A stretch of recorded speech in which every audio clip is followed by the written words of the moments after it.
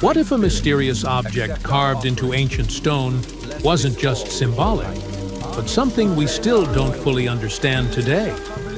Across multiple ancient civilizations, separated by thousands of kilometers and thousands of years, archaeologists keep finding the same strange object. It looks like a small bag with a handle. And the most surprising part is how consistent the design is, no matter where it appears. The most well-known examples come from ancient Mesopotamia, especially from the Sumerian and later Assyrian civilizations, dating back over 3,000 years. In detailed stone reliefs, human-like figures and winged beings are shown holding a small bucket-shaped object with a clearly defined handle.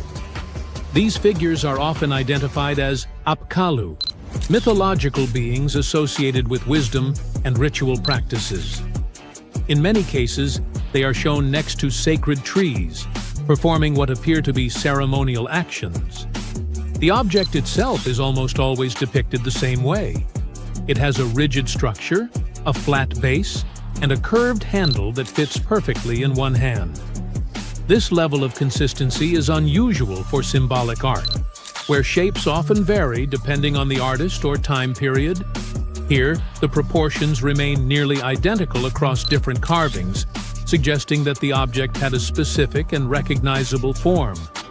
In many scenes, the bag appears together with another object that looks like a pine cone. Researchers believe this combination may represent a ritual practice, possibly involving sprinkling water or oils.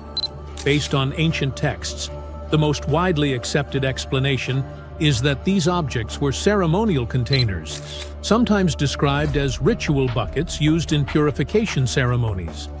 But this explanation starts to break down when similar shapes appear outside Mesopotamia.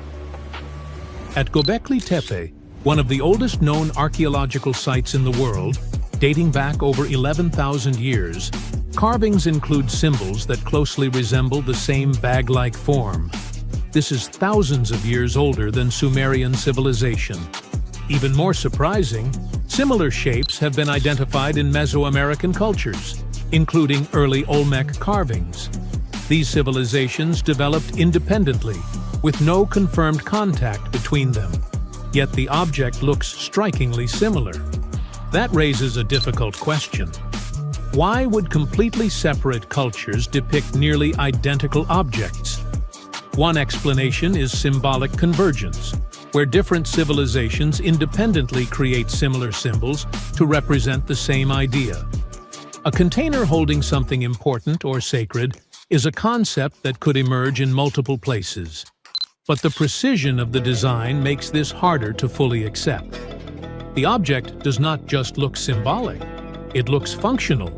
The handle is proportioned in a way that suggests it was meant to be carried. The base appears stable, as if it could be placed on a surface. The overall design resembles a real object more than an abstract symbol. This has led some researchers to question whether we are missing part of the picture. More speculative theories suggest the object could represent lost technology or tools that no longer exist. Others believe it may symbolize knowledge, power, or some kind of transfer between humans and the divine. However, there is no physical evidence to support these ideas. No actual object matching this exact design has ever been recovered. And that detail is important. If these were common tools, we would expect to find at least one surviving example. The fact that we only see them in carvings suggests they may have been ceremonial, rare, or even symbolic representations of something that was never meant to be preserved physically. Another key detail is who is holding them. In almost every example, the object is carried by important or mythological figures, not ordinary people.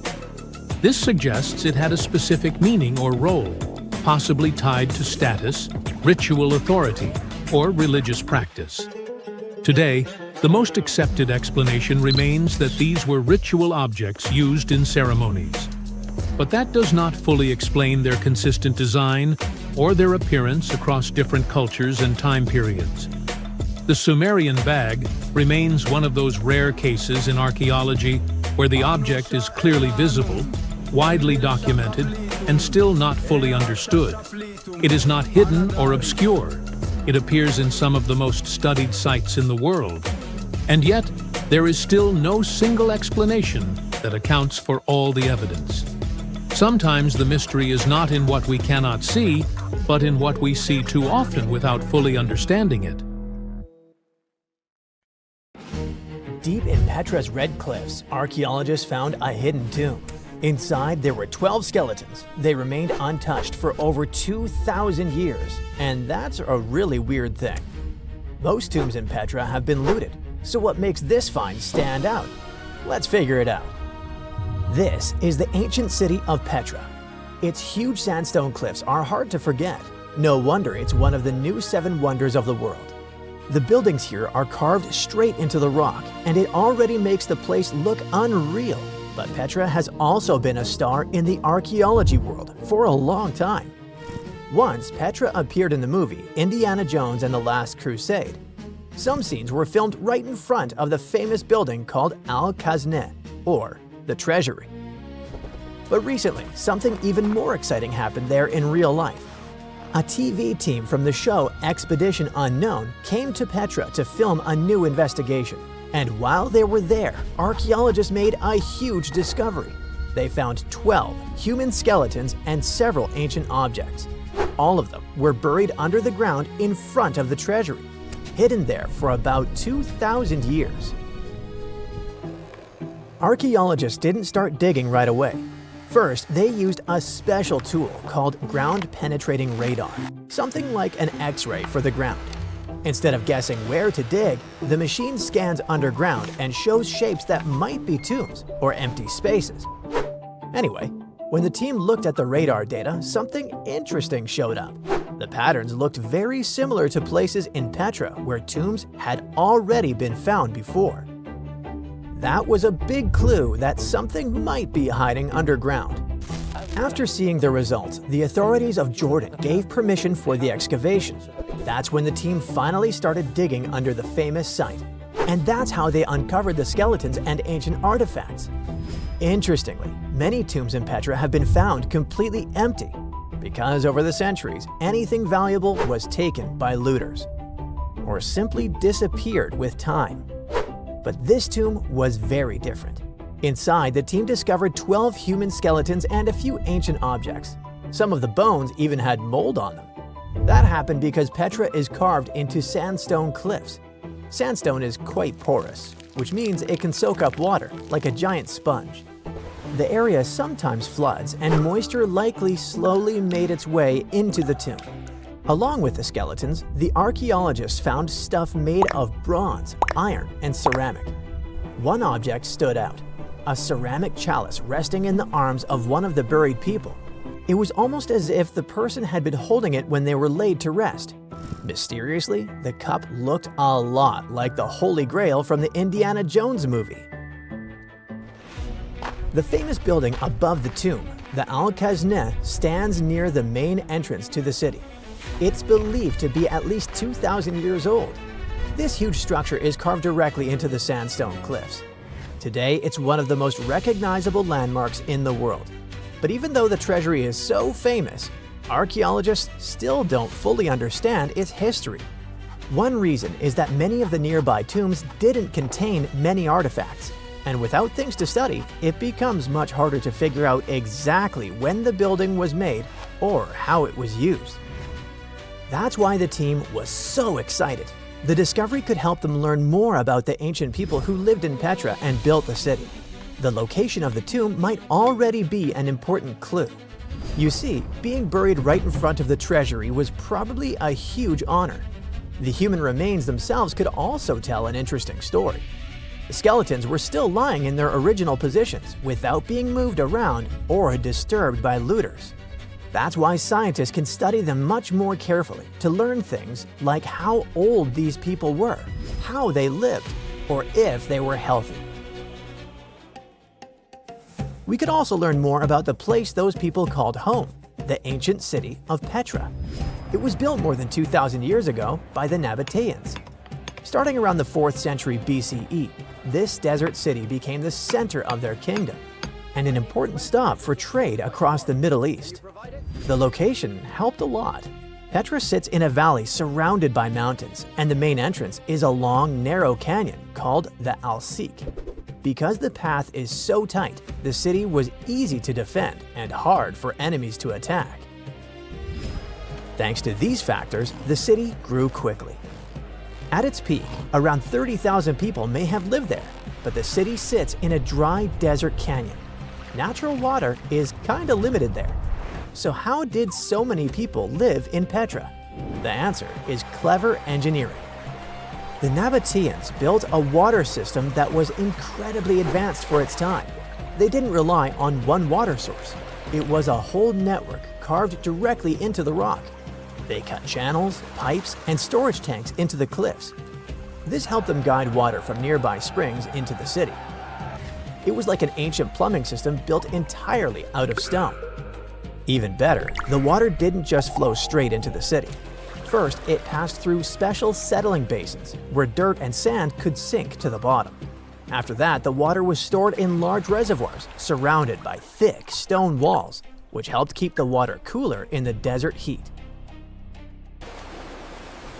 Flash floods were also a big danger in the canyon.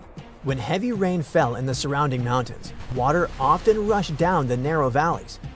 To deal with that, the Nabateans built dams and channels that redirected the floodwater into storage reservoirs. Another intriguing thing about Petra is the location of its main buildings. In 2013, researchers found that several important monuments lined up with the sun during key moments of the year, like the solstices and equinoxes. Scientists now believe that the buildings may have worked like giant calendars, helping people track the seasons in a desert landscape. Natural signs of time can be hard to notice there. Another Petra mystery is 3 massive stone blocks, the Jinn blocks.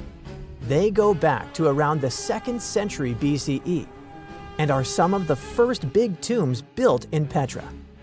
2 of them have burial chambers inside, and the 3rd one even has a grave on top, like a little rooftop coffin. No one really knows exactly why they were built.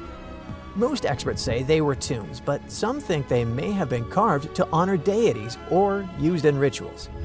But however great Petra was, things started to change in 106 CE. That's when the powerful Roman Empire took control of the city and made it part of their territory. Trade didn't completely stop, but the city slowly lost some of its importance. Later, a large earthquake in 551 CE caused serious damage to the area. It could have been the final blow for a city that was already in decline. Over time, Petra was eventually abandoned and became known as the Lost City. But there's another nickname people used much more often, the Rose City.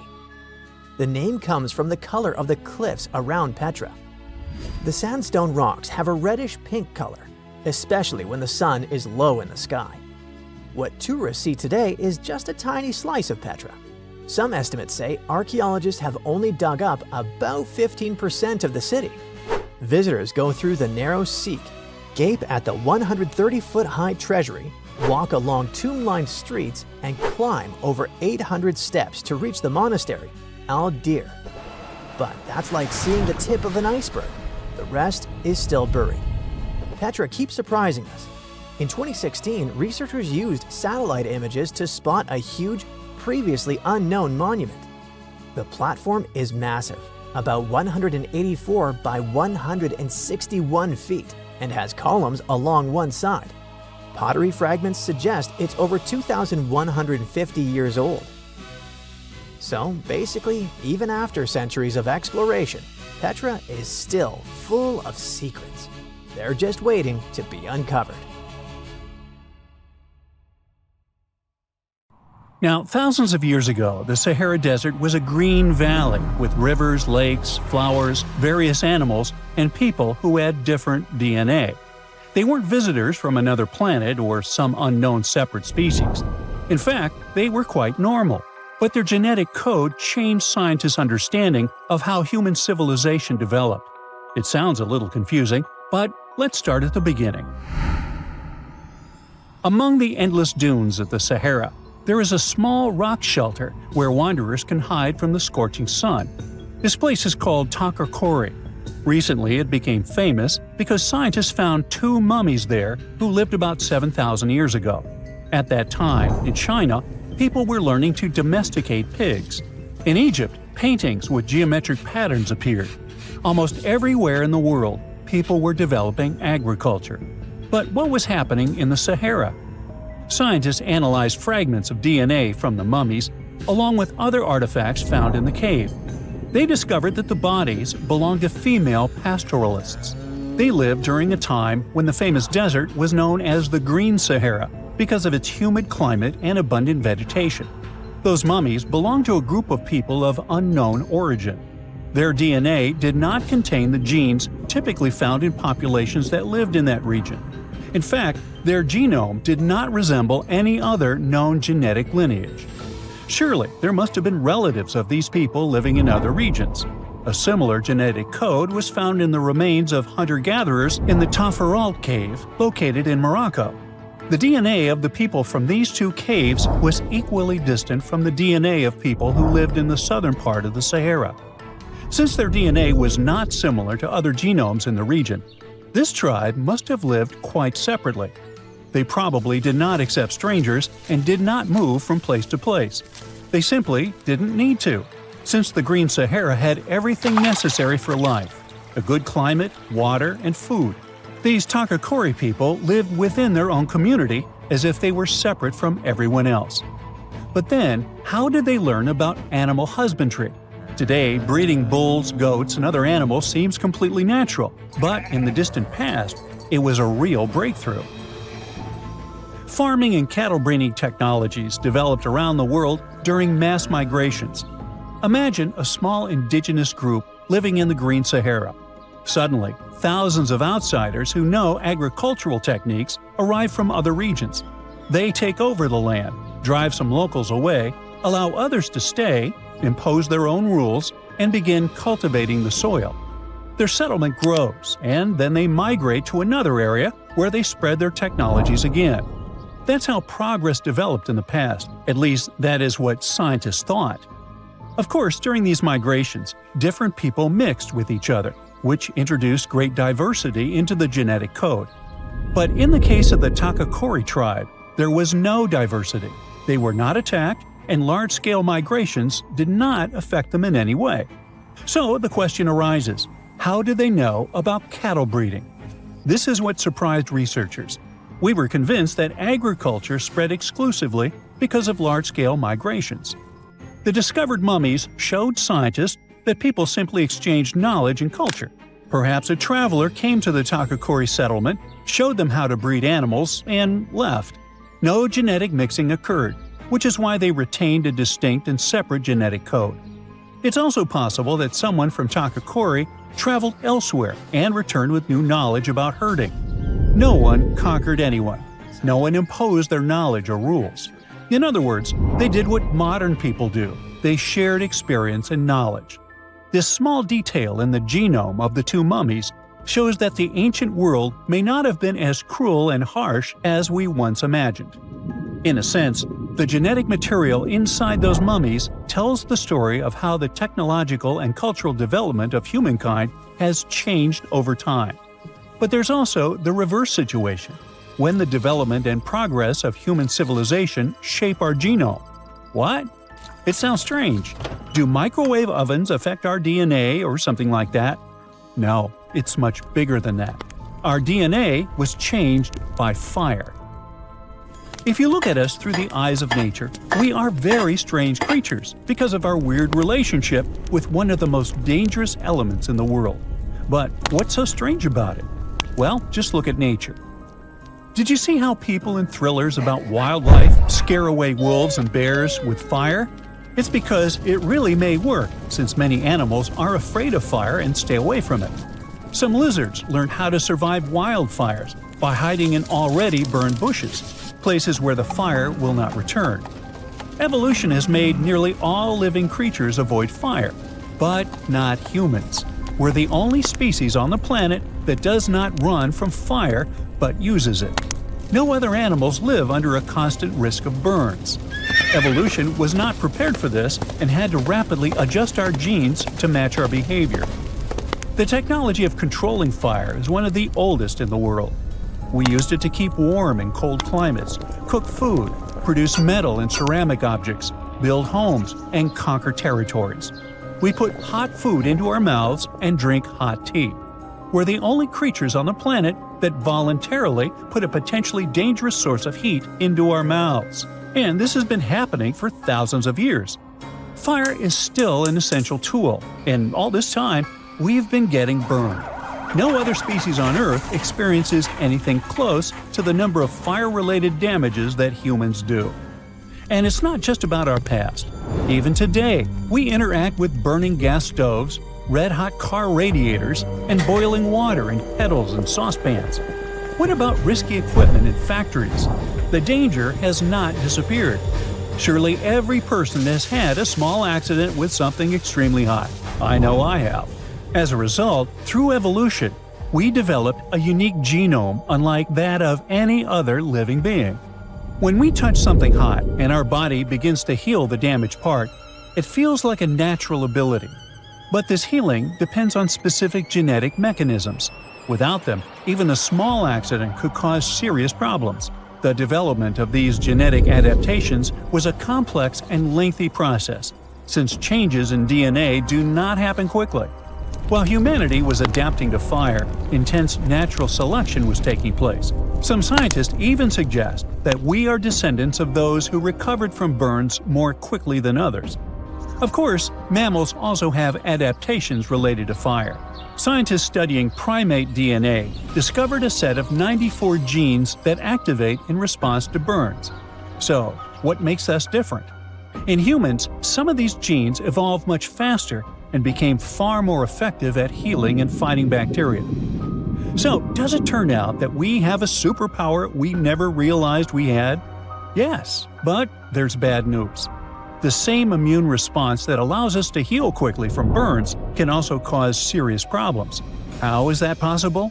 Well, instead of using examples with real people, let us imagine a mannequin with the same fire-related adaptations as a human. When the mannequin receives a small burn, say from a hot radiator under a car hood, its immune system quickly triggers inflammation, during which immune cells neutralize the damage. It is an aggressive healing strategy, but it works. However, if the mannequin gets a large area burn, that same defense becomes dangerous. The immune system uses the same tactic for major burns as it does for minor ones, creating massive inflammation that can be life-threatening.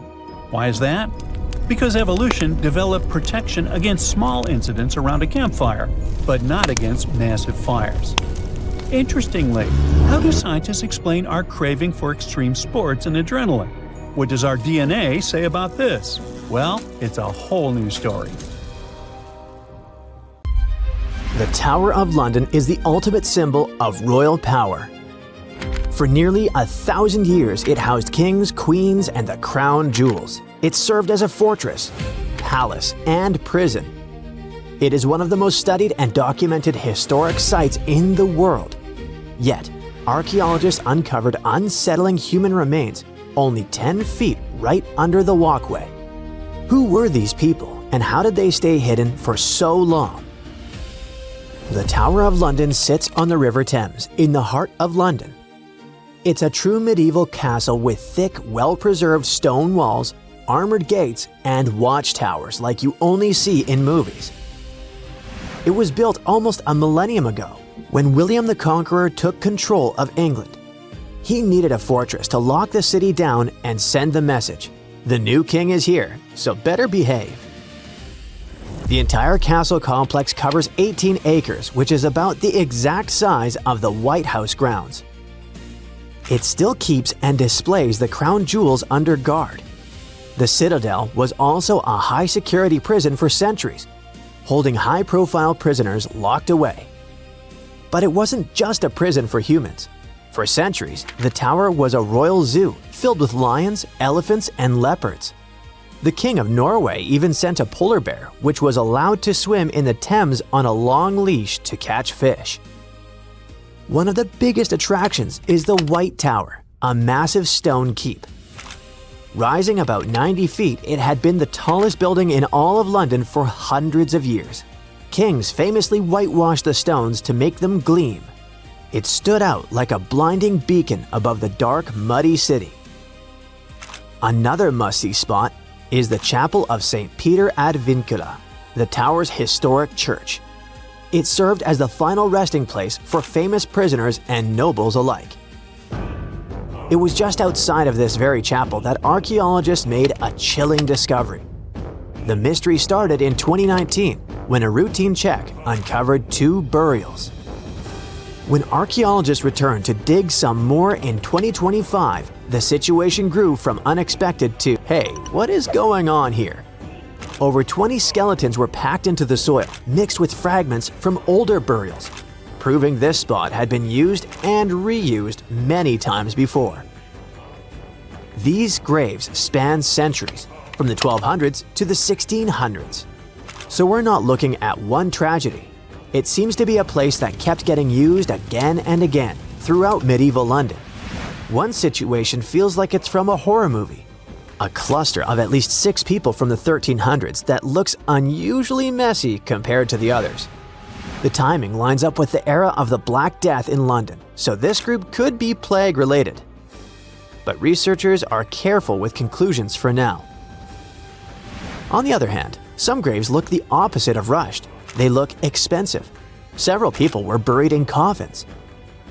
In one case, the wood had rotted away completely, leaving behind a perfect shadow of a coffin stamped into the clay. The report says this coffin shadow likely held a juvenile buried in the 1200s. Then there's the chapel itself that might give us some clues. The current building is basically the newest version on this same spot. It's possible that there were 3 or 4 earlier chapels here, and the dig even exposed lost walls and an old floor surface deep down. But what else can we learn about these people? Here's where science can help. Researchers look at teeth. Your adult teeth form when you're a kid, and they lock in chemical traces from the water you drink and the food you ate. It basically creates a permanent record of where you grew up. So the team analyzed 2 specific skeletons. The first one seemed wealthier. The chemistry suggests they might have grown up in Wales and moved around a few times. They even had traces of a high-sugar diet. That was a huge luxury back then. The second person had a totally different story. Their bones showed signs of chronic stress and a much harder childhood. So these were 2 people from opposite ends of the social ladder. One rich and the other not so much. But they both ended up near each other to be discovered centuries later. Millions of people visit the Tower of London every year. They take selfies and walk the grounds, totally unaware that they might be standing on top of massive tombs. And that forces you to ask the obvious question. If a place this famous can hide ancient graveyards, what else is out there? Because the tower is definitely not the only landmark keeping secrets. In 2019, the fire at Notre Dame forced a massive rebuild. That construction forced workers to lift parts of the floor and reveal a spooky secret. Several tombs hiding 2 human-shaped lead sarcophagi, sealed like metal time capsules. And inside, there were details that shouldn't survive. Fabric, hair, and even leaves that were left on the head. This stuff points to an important person. It sounds unbelievable, but they managed to identify the person as Antoine de la Porte, a church official who passed away in 1710. The second coffin became its own mini detective story. Scientists nicknamed the man inside the Horseman because his bones showed signs of riding for years. Some new analysis suggests that he could have been Joachim du Bellay, a well-known poet from the 1500s. So, we have secret graves in London and Paris. That part almost makes sense. These are old, crowded cities where people have lived for centuries. But there's one place on Earth where history wasn't supposed to happen at all. Antarctica. Yes, almost literally the edge of the world with nothing human anywhere nearby for hundreds of miles. And still, in 1985, a Chilean scientist found human remains on an ice-free beach in Livingston Island on a spot now called Yamana Beach. A human skull in Antarctica sounds impossible, but the dates make it worse. When the remains were studied, the person appeared to be a young woman around 21, likely from the southern Chilean channels. She passed away in the early sealing area, roughly 1819 to 1825. That's basically the opening minutes of humans showing up in that region. So why would a young woman end up there? One idea is that she might have come with early sealers, maybe as a guide or part of the crew. The original researcher even suggested she could have been abandoned there for unknown reasons. Plus, the spot where they found her is known to have been visited by early 19th century sealers. The pieces fit together somewhat, but no one can really pin down the story. And it gets even stranger. The first discovery in 1985 was her skull, but later researchers came back to the same area and found more human bones. In 1988 and again in 1993, they recovered 2 femurs, basically thigh bones, near the original site. The big question is obvious. Were those bones from the same person, or did more than one person pass away here? The plan was to use DNA testing to check if the femurs matched the skull. If these 3 sites prove anything, it's that new discoveries could be anywhere. But the really exciting part is daydreaming about where we could go next. We are entering a phase where technology could make history feel like time travel. Think about what we can do with the gathered data. We can already pull DNA from a tooth to find out what someone ate or where they grew up. Maybe one day we could take that biological code and use AI to completely recreate a person. Imagine a digital human that looks just like them, with the right eye color, skin texture, and even scars. Then we combine that with the environment. Laser scanning allows us to map every inch of those buried foundations. If you feed that into a physics engine, you can rebuild the walls that fell down 500 years ago. That means in our lifetime, you might not just visit the Tower of London to see it as it is right now. You could strap on a headset and step inside the chapel as it looked in 1348, being face to face with history, just without the bad smells or the risk of catching the plague. The Sahara Desert is like a Mad Max movie. Scorching heat, endless dunes, and an overall barren wasteland. A place where no one could live, right? Well, forget all you know about it. Because 5,000 years ago, the Sahara was a lush paradise of grasslands, lakes, and rivers, and the home of a ghost civilization that vanished without a trace. Our tale begins in the 1930s, when a Hungarian explorer stumbled upon a cave in the middle of the Sahara. Inside, he found something bizarre: ancient rock paintings of people swimming in a lake, surrounded by giraffes, hippos, and crocodiles. At the time, everybody shrugged it off as some symbolic depiction of the afterlife, because really, who would imagine a lake in the Sahara? Well, fast forward some 70 years later, when a group of archaeologists made a discovery that flipped the script. In a rock shelter in Libya, they unearthed 15 mummies, along with baskets, ceramic pots, and other everyday items.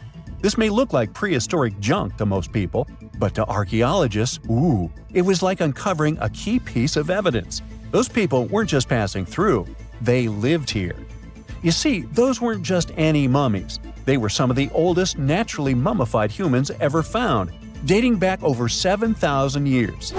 Take that, Egypt.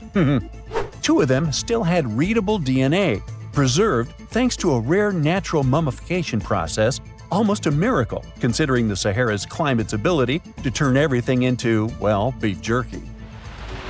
Scientists struggled to understand where those mummies came from for a while, because the mitochondrial DNA they recovered was not helpful at all. But thanks to scientific progress, they eventually managed to do a full genome analysis that revealed some weird secrets.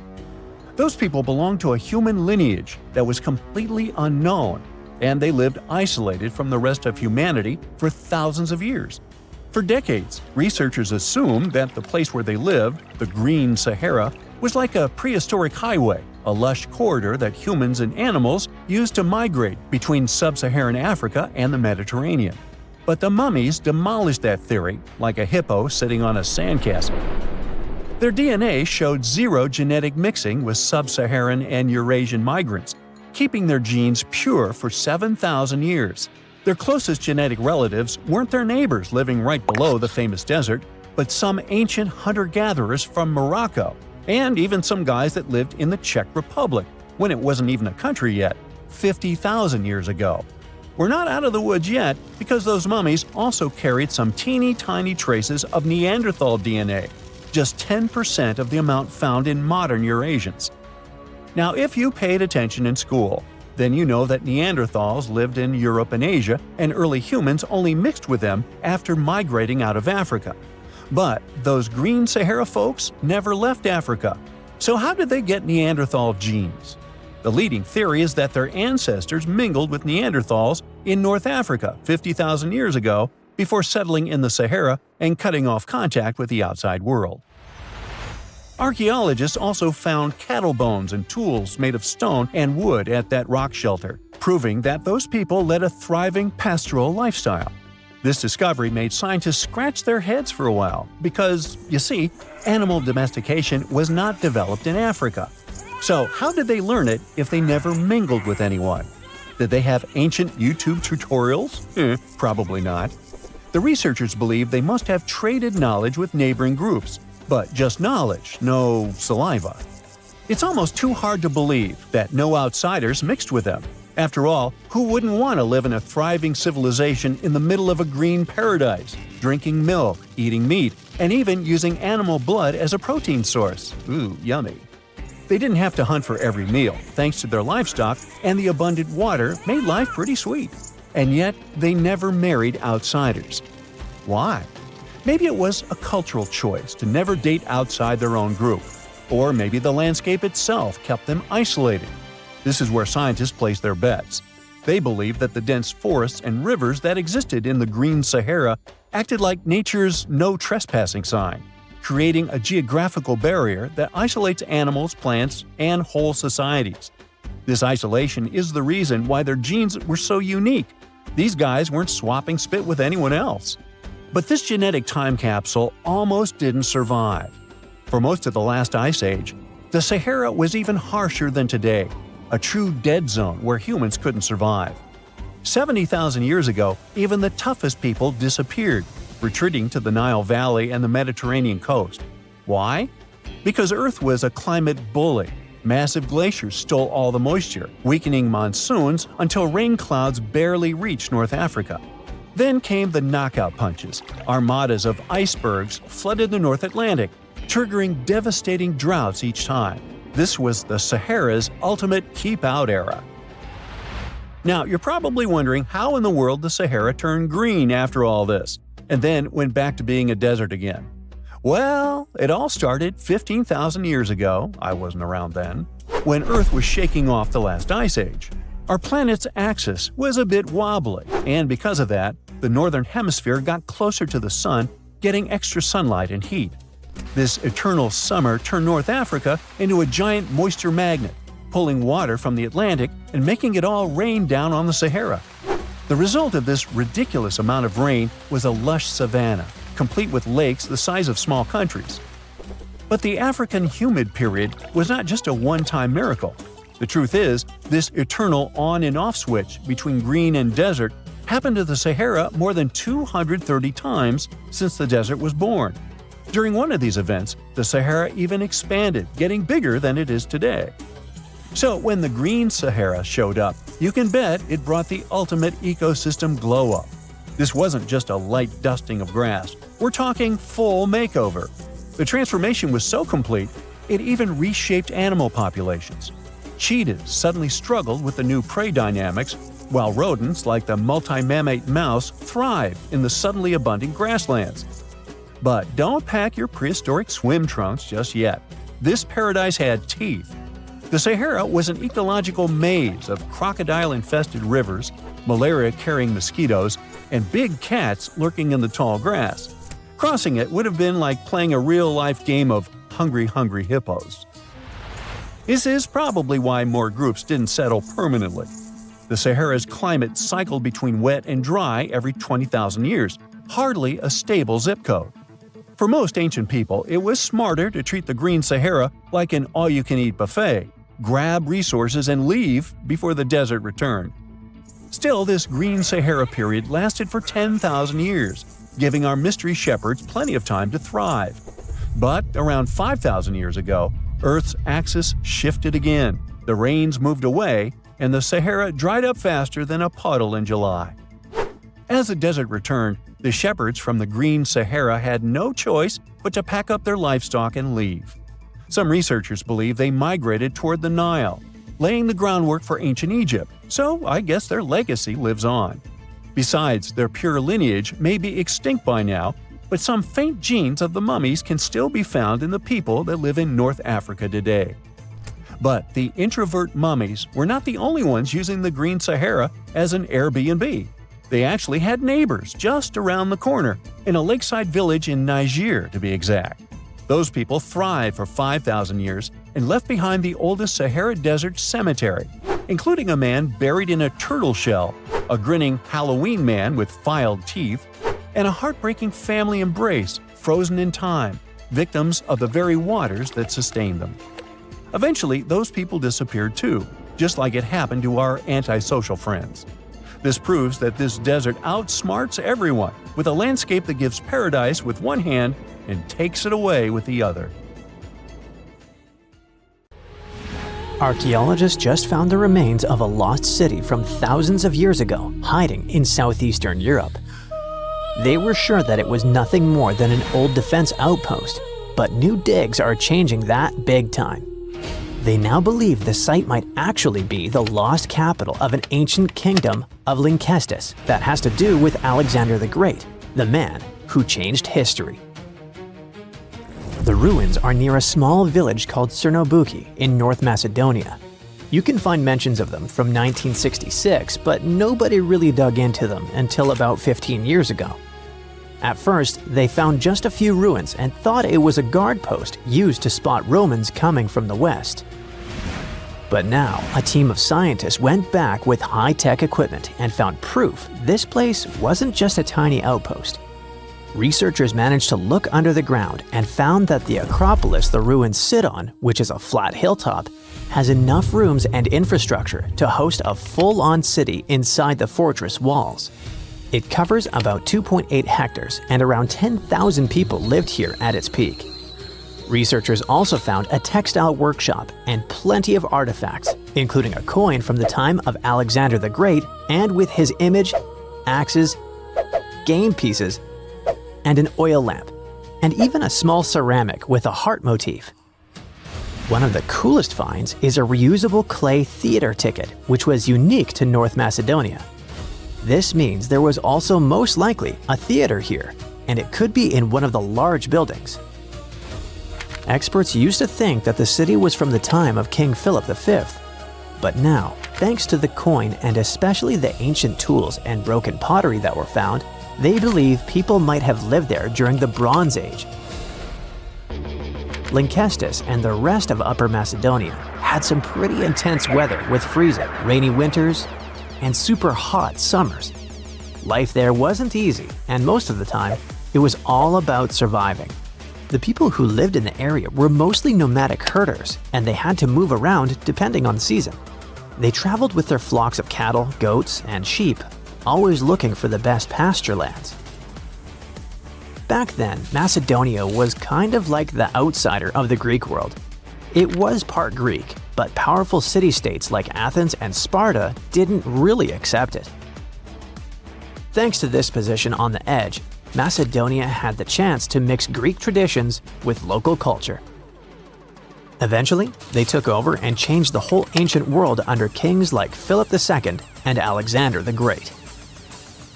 The new discoveries at Cernobuki show us how connected and powerful ancient Macedonia really was, especially since the city sat along trade routes to Constantinople.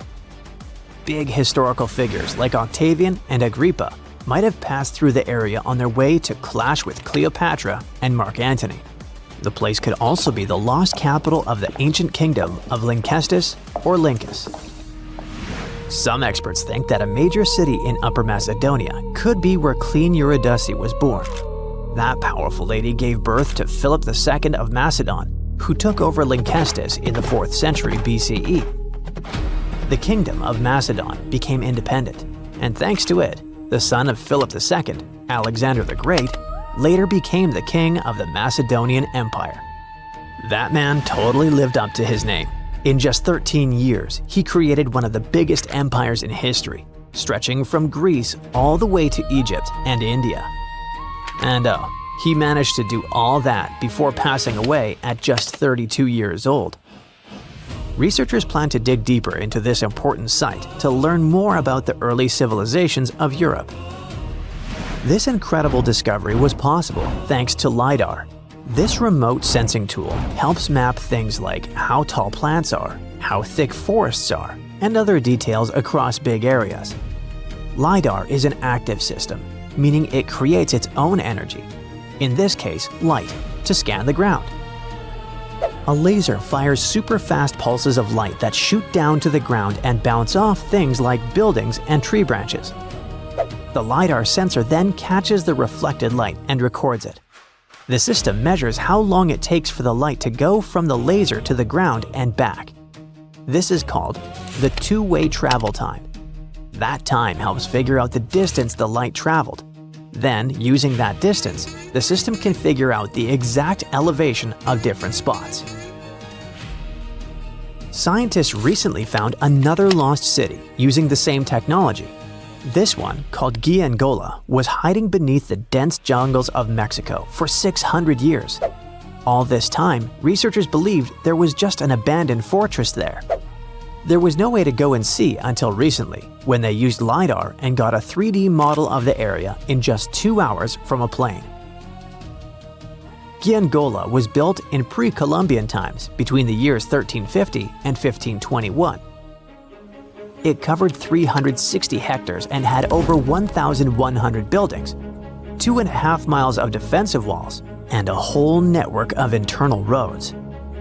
The city had a well-planned urban layout with temples and ball courts and separate neighborhoods for the elites and commoners.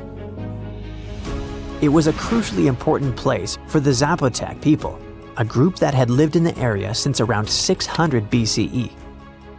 In Giangola, families lived together in homes with big patios in the middle, surrounded by rooms. As families grew bigger, they would add more rooms and expand their homes. Since Giangola was surrounded by mountains, the locals tried to use every piece of land on the slopes that was good enough to build a house. They even used natural drainage of the area to have water, and they must have been great at construction, as many of their constructions are still standing today. But at some point in the beginning of the 16th century, they didn't have enough fresh water and good farmland to grow food, and moved away to nearby Tehuantepec. Archaeologists plan to learn more about how the Zapotecs were organized, how they ruled their cities, and how they interacted with the Spanish when they arrived.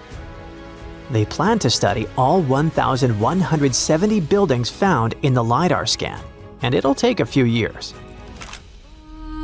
Another recent find, made with the same groundbreaking tech, is a massive city that lay hidden beneath the thick green canopy of the Amazon rainforest.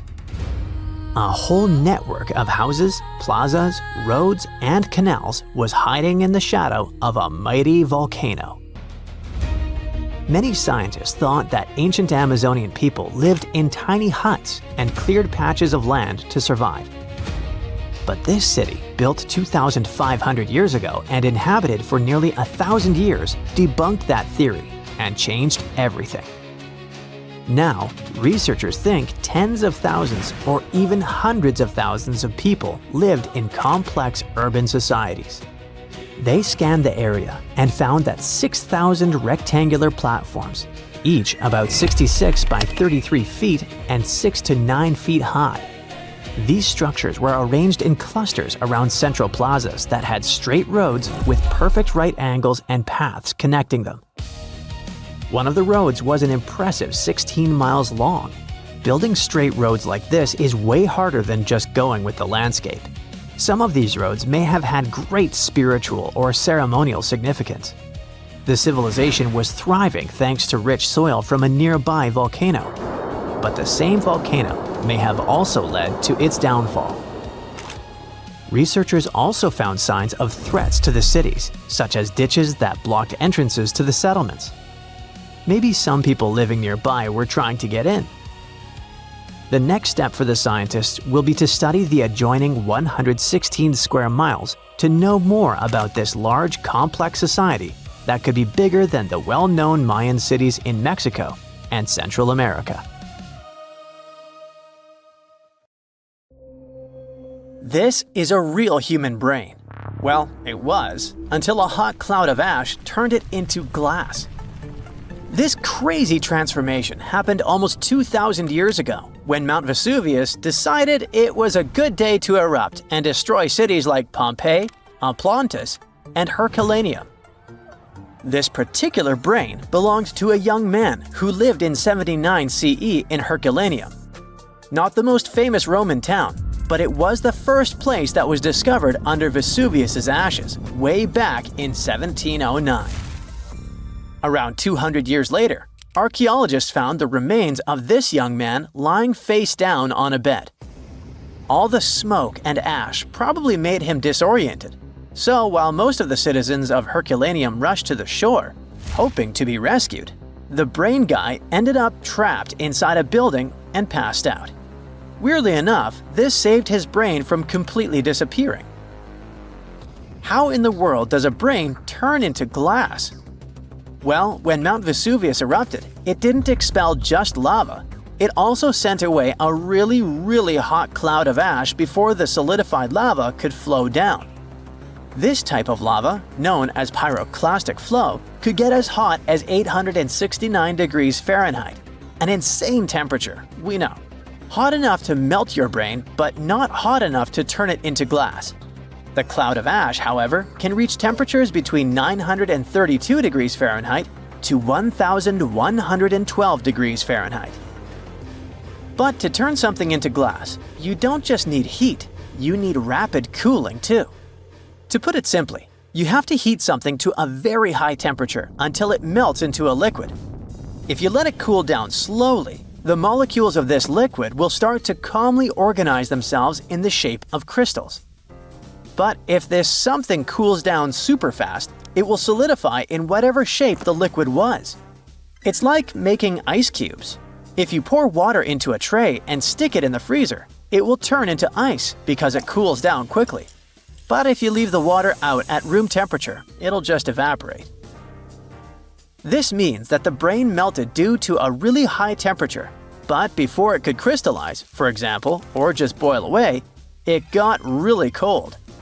The flow from the eruption was not hot enough for this to happen, but the cloud of ash that reached town before the pyroclastic flow was hot enough to start this process, and fast enough to leave just at the right time.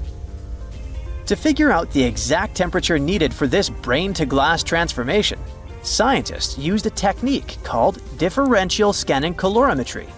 This fancy name basically means that they heat up glass shards to see when they start to change shape. They discovered that the cloud of ash had to be exactly 950 degrees Fahrenheit hot for the brain cells to start melting. Now, remember how I said this guy was inside a building, but most of the citizens were outside? Well, those people were also exposed to this drastic change in temperature, but they didn't turn into glass because they were not being protected by the walls of a building. The protection provided by the skull surely helped our guy, but it was not enough. And since other people didn't have the same protection, their brains basically poofed. And before you ask, no other parts of his body turned into glass. You see, you need some liquid for the glass-making process to happen. The brain has a lot of water and fat, which makes it a prime candidate for the glassification process. Yes, I've just made that word up. Other organs might have contained liquid, but they weren't as protected as the brain, so they were destroyed by the heat. And bones? Well, bones don't have enough liquid, so they just remained the same. The ones that didn't char, anyway. When the brain turned into glass, it looked a lot like an obsidian stone, a type of volcanic glass formed by the cool lava of a volcano. Even the forensic archaeologist who discovered this glassified brain thought it was just a stone at first. He was studying the bones of our hero when he noticed something shining inside of his skull, right in the middle of all the volcanic ash that filled it. To his surprise, this thing was way more fragile than obsidian and smaller too, with some fragments being only a few millimeters large. He only figured this was part of that guy's brain after he took the glass to the lab. With the help of a microscope, he discovered that this was not a stone but an organic tissue, which is basically cells that form our organs.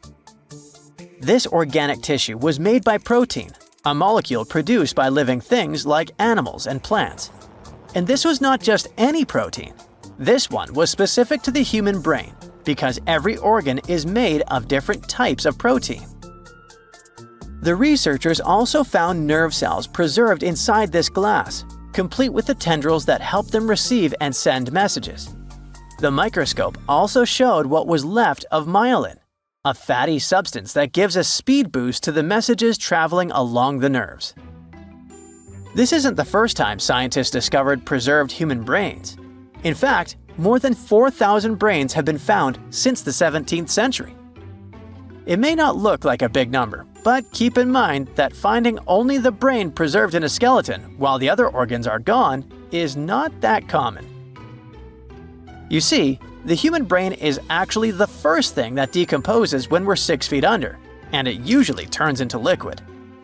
When scientists stumble upon a human brain, it's usually dried, frozen, or literally turned into soap. A brain can be dehydrated if a person perishes in a place that is very hot, like a desert. Frozen brains are found, obviously, in places that are super cold, like polar tundras. A brain turned into soap may sound weird, but the saponification process is not that rare. You need a lot of fat and oils to make soap, and the human brain is filled with this. It's a complex process, but if you find a brain that turned into soap, it must have been buried in a place that is very wet and has little oxygen. Back in 1982, for example, construction workers found dozens of human skeletons in a pond in Florida. They were all 8,000 years old, and 91 of them actually had their brains still somewhat intact. And by intact, I mean they turned into jelly soap. During the 2000s, the brains of 45 people were found in Spain, preserved because of this saponification process. This discovery helped researchers understand the chemical composition of the brains and even the weather conditions of the moment when these people passed away. Scientists also discovered two 3,700-year-old brains in Turkey that belonged to a middle-aged man and a teenager that were trying to escape an attack on their city. This time, the brains turned into charcoal because of a super hot fire. And even though their skulls preserved the brains in this state, the heating and cooling process was probably not intense enough to glassify them. But this? It's the first time in history that scientists have found a brain that naturally turned into glass. It's like finding a unicorn, but in a more scientific way. So what does this discovery mean? Well, for starters, it gives us a glimpse into the lives of those who existed such a long time ago. Secondly, it taught scientists an amazing way to preserve the human brain. It also shows just how powerful nature can be. Powerful enough to turn a brain into glass, but delicate enough to preserve it for thousands of years. So, let's give a shout out to the young man who unknowingly contributed to science. He probably had no idea that his brain would one day be the star of a groundbreaking discovery. His tragic end has given us a fascinating peek into the past. Scientists found an entire city of Gaiangola that was hidden beneath the dense jungles of Mexico for 600 years. It covers 360 hectares, had over 1,000 buildings, 2.5 miles of defensive walls, a network of internal roads, and a well-planned urban layout with temples and ball courts, and separate neighborhoods for the elites and commoners. For centuries, people believed there was just an abandoned fortress there, based on stories passed on from generation to generation. Until recently, there was no way to see how truly huge it was without spending years on the ground.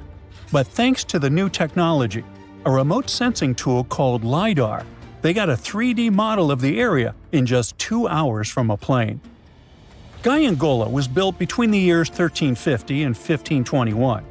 It was a crucially important place for the Zapotec people, a group that had lived in the area since around 700 BCE. In Gayangula, families lived together in homes with big patios in the middle, surrounded by rooms. When families got bigger, they built more rooms and made their homes larger.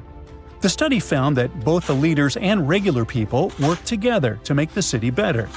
Because Gayangula was surrounded by mountains, they used this land wisely and built their houses in a way that fit the slopes and let rainwater flow naturally. This helped keep their homes safe and strong. They were built so well that many of these buildings are still standing, even after hundreds of years. There are 2 pyramids in the center of the city. They may have been used as temples where the priests celebrated rites and ceremonies to their deities. The priests brought offerings to the altars, and the people assembled at the 2 squares that are now sunken.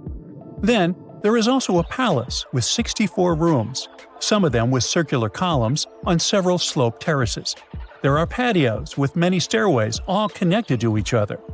The sensing tool also found a round-shaped lookout point on a natural rock, where the Zapotec people could see their foes approaching from a distance. Researchers also noticed 2 circular structures that could have been used to watch the stars and measure time. They also found some tombs, so there was most definitely a city cemetery. By the end of the 1400s, the Zapotec people controlled a large territory on the Pacific coast and had successfully defended their land from the Aztecs, who were trying to take over more territory. They did the almost impossible and survived a 7-month-long siege at Gayangula. When they won this conflict and kept control of the southern part of Mesoamerica, the Zapotecs didn't need to live in Gayangula anymore. Staying in the mountains had its pros, but they needed fresh water and good farmland to grow food. The small city of Tehuantepec, just 12 miles away, had these conditions, so they moved there just before the Spanish arrived in 1521. Over time, Zapotec traditions started to fade, but their culture didn't disappear completely, and more than 300,000 Zapotec people still live in Oaxaca state in Mexico. They speak their own languages and keep their traditions alive. Creating the 3D model of the lost city is just the beginning of the research. Archaeologists hope that future studies of Gayangula will help us learn more about how the Zapotecs were organized, how they ruled their cities, and how they interacted with the Spanish when they arrived. They plan to study all 1,100 buildings found in the LiDAR scan, and it will take a few years. Instead of digging up the ruins, they will use special technology to scan the land and learn more about the city without damaging it. This same tech helped scientists find another massive ancient city that lay hidden beneath the thick green canopy of the Amazon forest. A whole network of houses, plazas, roads, and canals was hiding in the shadow of a mighty volcano. For centuries, many scientists assumed that ancient Amazonian people lived in tiny huts, clearing patches of land to survive. But this city, built 2,500 years ago and inhabited for 1,000 years, proves the opposite. Now, scientists think tens of thousands or even hundreds of thousands of people lived in complex urban societies. Scanning the area found 6,000 rectangular platforms, each measuring around 66 by 33 feet, and standing 6 to 9 feet high. These structures were arranged in clusters around central plazas, with straight roads with perfect right angles and paths connecting them. One of the roads was 16 miles long. Building straight roads like this is far harder than just following the landscape. Some of these roads may have had deep spiritual or ceremonial significance. The volcano's rich soil helped the civilization thrive, but it may also have led to its downfall. Researchers also found signs of threats to the cities, such as ditches that blocked entrances to the settlements. Maybe some people living nearby were trying to get in. The next step for the researchers will be studying the adjoining 116 square miles to know more about this large, complex society that could be bigger than the well-known Mayan societies in Mexico and Central America. Meanwhile, in 1963, A man in Turkey discovered an ancient city while renovating his own house. He knocked down a wall in his basement and found a mysterious room. He kept digging and saw a tunnel. It led to the Derinkuyu underground city. It's one of the deepest multi-level underground settlements in Cappadocia and in all of Turkey. The inhabitants lived on 8 levels and had access to cellars, storage areas, chapels, a school, a study room, and other structures. All floors were connected by an extensive network of tunnels. The underground city was probably built as a shelter. The construction is hiding at 279 feet deep, and you can't see it from the outside. The complex was large enough to shelter about 20,000 people with their livestock and food supplies. There was also a 180-foot ventilation shaft. Archaeologists believe that Phrygians first built the levels. The Romans used and enhanced the structure later. The golden time of Derinkuyu was during the Byzantine era. The next lost and found city appeared only in a few inscriptions and ancient texts, so no one could be sure it really existed. Scientists searched the majority of the coast of Egypt until one archaeologist and his team detected a colossal face looking at them from under the water. The ancient city of Thonis Heraklion was discovered completely submerged 4 miles off Alexandria's coast. In the ruins of the lost city, there were 64 ships, 700 anchors, and a treasure trove of gold coins. Archaeologists believe the 16-foot-tall statue and the temple remains are the most important findings discovered by the expedition. Back then, the city had ceremonies and celebrations that took place in the Temple of Ammon. The ruins and artifacts were made from granite and diorite, so they were in good condition even after having been in contact with water for centuries. They give people a glimpse into what life was like 2,300 years ago in one of the most important trade ports of the world. The city had a network of canals, sort of like an ancient Egyptian Venice. The canals linked many separate harbors and anchorages. Towers, temples, houses, and other structures were also linked by bridges. Thonis Heraklion was the country's main port for international trade and the collection of taxes. No one really knows how the city ended up submerged, but archaeologists connect it with natural causes. At the end of the 2nd century BCE, most probably after a flood, it got covered with water. Then Alexandria, the city founded by Alexander the Great, became more glorious than Heraklion. Before Alexandria's fame, Heraklion was the main port of entry to Egypt. So after the tragedy, many ships heading for Heraklion had to change their route and go to Alexandria. Heraklion lost its glory until its discovery in 2000.